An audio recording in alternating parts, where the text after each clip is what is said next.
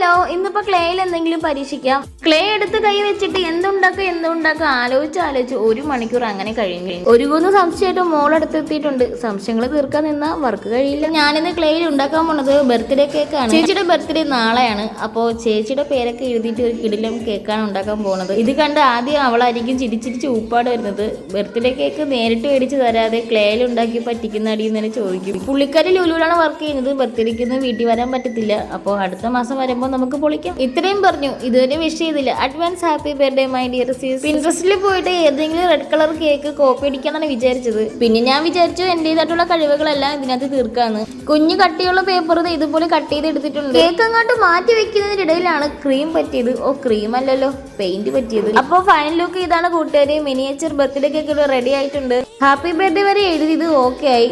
സിസ് കണ്ടിട്ട് എന്തൊക്കെയോ ഒരു ഫാൾട്ട് പോലും. കുറച്ചും കൂടെ ഭംഗി കൂട്ടാനായിട്ട് കുത്തുങ്കോമ്മയൊക്കെ ഇട്ട് കൊടുത്തിട്ടുണ്ട്. എന്തായാലും എനിക്കിഷ്ടമായി. കേക്ക് കണ്ടപ്പോൾ ധനുസിന് ഇവിടെ കട്ട് ചെയ്തോളാൻ വയ്യ. പിന്നെ ആ ഒരു ആഗ്രഹം തീർത്തു കൊടുക്കാന്ന് വിചാരിച്ചു. കേക്കിന് ഒരുപാട് സോഫ്റ്റ്നെസ് കൂടിയത് കൊണ്ട് ധനുവിന് കട്ട് ചെയ്യാൻ കുറച്ച് ബുദ്ധിമുട്ടായിരുന്നു. കൊച്ചു ശ്രമിച്ച് കൊച്ചിന്റെ ഊപ്പാട് മൊത്തം വന്നു. അതുകൊണ്ട് ഞാനൊന്ന് ഹെൽപ്പ് ചെയ്ത് തുടങ്ങിയതേ ഉള്ളൂ. കേക്ക് മൊത്തത്തിൽ കത്തിയിൽ വന്നു. പിന്നെ ഒരുപാട് യുദ്ധം ചെയ്തിട്ടാണ് ഒരു പീസ് കയ്യിലെങ്കിലും വന്നത്. അപ്പൊ ഈ ഒരു മിനിയേച്ചർ ബർത്ത്ഡേ ഒക്കെ ഇഷ്ടമെങ്കിൽ എന്റെ ചാനൽ സബ്സ്ക്രൈബ് ചെയ്ത് സപ്പോർട്ട് ചെയ്യണേ. അടുത്തൊരു വീഡിയോ കാണാം. ടാറ്റാ.